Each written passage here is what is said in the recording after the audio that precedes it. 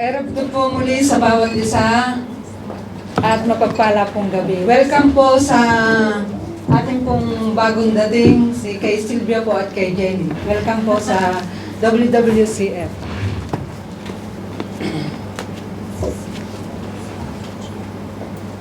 Bago po tayo magkalog po sa Panginoon, basahin ko muna po yung Proverbs 3:9-10. Sabi po dito, parangalan si Yahweh sa pamagitan ng iyong mga kayamanan at mula sa iyong mga pinakamainam na ani ay siya iyong handugan. Sa gayon, ang kamalig mo ay lagi nang aapaw. Sisidla ng inumin ay hindi nga matutuyuan. At basahin ko rin po yung Mateo 6:25 hanggang 34. Sabi po dito ng Panginoon, kaya sinasabi ko sa inyo, huwag kayong mabarisa tungkol sa inyong mga kakainin at inyong iinumin upang kayo'y mamuhay ng ayon sa Kanya sapagkat pwede pong makahiram ng salamin na kayo.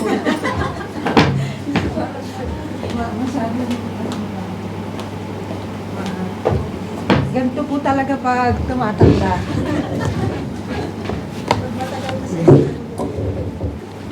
Ulitin ko po yung Mateo 6:25 hanggang 34.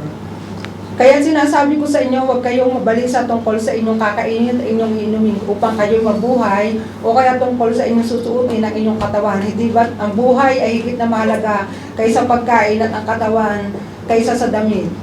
Masdan ninyo ang mga ibon, hindi sila nagtatanim ni umaani o kaya'y nagtitipon. Kamalig, ngunit pinakakain sila ng inyong Ama na sa langit, hindi ba't higit kayong mahalaga kaysa mga ibon? Sino sa inyo ang makakapagpahaba ng buhay ng kahit sa isang oras sa pamagitan ng kanyang pagkabalisa? At bakit kayo mababalisa tungkol sa pananamit? Isipin ninyo kung paano tumutubo ang mga bulaklak sa parang. Hindi sila nagtatrabaho ni gumagawa ng damit. Ngunit sinasabi ko sa inyo, kahit si Solomon sa kanyang karangyan ay hindi nakapagdamit ng kasing ganda ng isa sa mga bulaklak na ito. Kung dinadamitan ng Diyos ang damo sa parang nabuhay ngayon at kinabukasan ay ginagatong ang sakalan, kayo pa kaya kay liit ng inyong pananampalataya sa Kanya.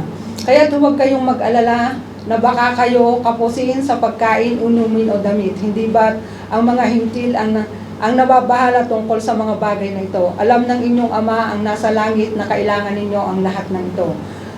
Ngunit higit sa lahat ay bigyang halaga ninyo ang kaharian ng Diyos at ang pamumuhay ng ayon sa Kanyang kalooban at ibibigay niya ang inyong lahat ng inyong bagay na ito.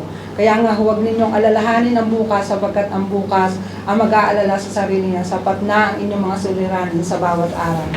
Napakabuti po ng Diyos sa Kanyang mga salita. Tunay nga po na pinapaalalahanan po tayo ng Panginoon lagi na wag po tayong mag-worry. Wag po tayong magbalisa sa ating mga susuotin, mga kakainin at mga inumin. Dahil inihintulad po ng Panginoon yung mga bulaklak, mga ibon, mga dahon sa parang. Hindi po sila naghahasik or nagtatanim.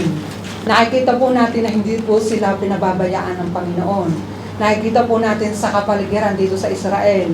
Mawi-witness po natin tunay nga po na napakabuti ng Diyos. Hindi po sila pinababayaan kahit po yung iba't iba pong klase ng season. May winter, may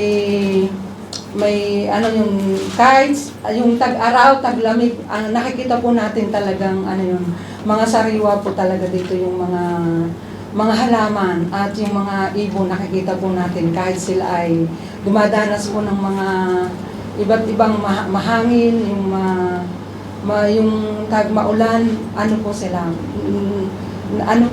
nabubuhay pa rin po. At alam po natin ang nais po ng Diyos talaga sa buhay natin ay isip po natin siya. Kasi yung mga bulaklak at mga ibon na lindol po, hindi po niya pinababayaan. How much more po tayo na nagtitiwala sa Kanya at tunay nga po na inuuna natin siya.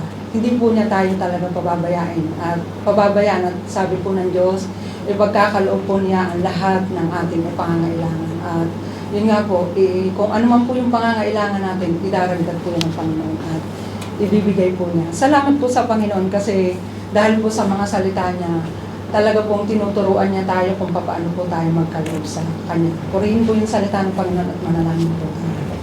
Dakilang makapangyarihan sa lahat, marami pong salamat muli sa buhay, sa salvation po na pinagkaloob niyo higit po sa lahat, yung pag-iingat at mga pagpapala po na pinagkakaloob niyo sa bawat isa, yung trabaho po Panginoon, yung mga kalusugan po namin po Panginoon na tunay nga na pinagkakaloob nyo, yung lakas, yung karunungan na nanggagaling sa inyo po Panginoon. Salamat din po sa salita niyo po Panginoon, kung paano nga po kami Ama makakapagbigay sa inyo, tunay nga po na pinapaalala niyo po lagi sa amin po Panginoon, na kung uunahin namin po kayo po Panginoon, ay hindi niyo po kami pagkukulangin. Tunay nga po na kayo ay tapat sa inyong pangako, kayo po yung Diyos na mabuti, kayo po yung pinanggagalingan ng lahat ng kung ano man pong mayroon kami sa aming mga buhay po Panginoon. Salamat po Panginoon dahil kayo ang generous God po Panginoon na tunay nga na kinikilala po namin Ama. Salamat din po Panginoon sa mga pagpapala sa bawat isa po Panginoon, sa mga trabaho po nila, sa mga employer, dahil sila po yung ginagamit nyo na daluyan ng pagpapala. Nawa po Panginoon, kayo po yung patuloy na magkaloob po Panginoon sa kanila ng patuloy na nagpapala na nanggagaling po sa inyo, sa lahat po na naghahandog sa inyo po Panginoon.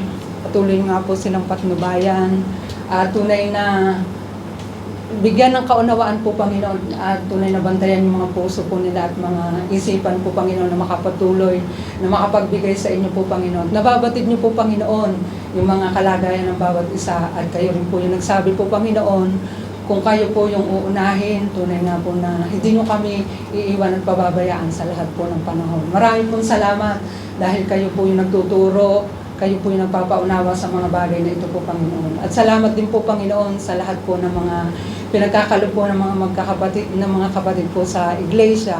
Kayo po yung patuloy na pagbasbas po ng inyong banal na espiritu na maging kasapatan sa mga pangangailangan po ng iglesia ito. At salamat din po sa mga trabaho po Panginoon employer na tunay nga po na kayo po yung gumagamit po Panginoon na daluyan ng pagpapala sa mga buhay po nila. Kayo rin po yung mag-extend sa lahat din po Panginoon ng mga pinagkaloob yung pagpapala sa mga buhay po nila at tunay na kayo po ang makita din po nila at unahin at tunay na makanalis din po sa buhay nila na kayo nga po yung Diyos na tapat at tunay na nagbigay po ng lahat ng bagay sa bawat buhay po namin. Sa iyo po namin pinagkakatiwalaan lahat ng ito na may pananampalataya, pagpakambaba, pagmamahal sa iyong pangalan in Jesus' name. Amen.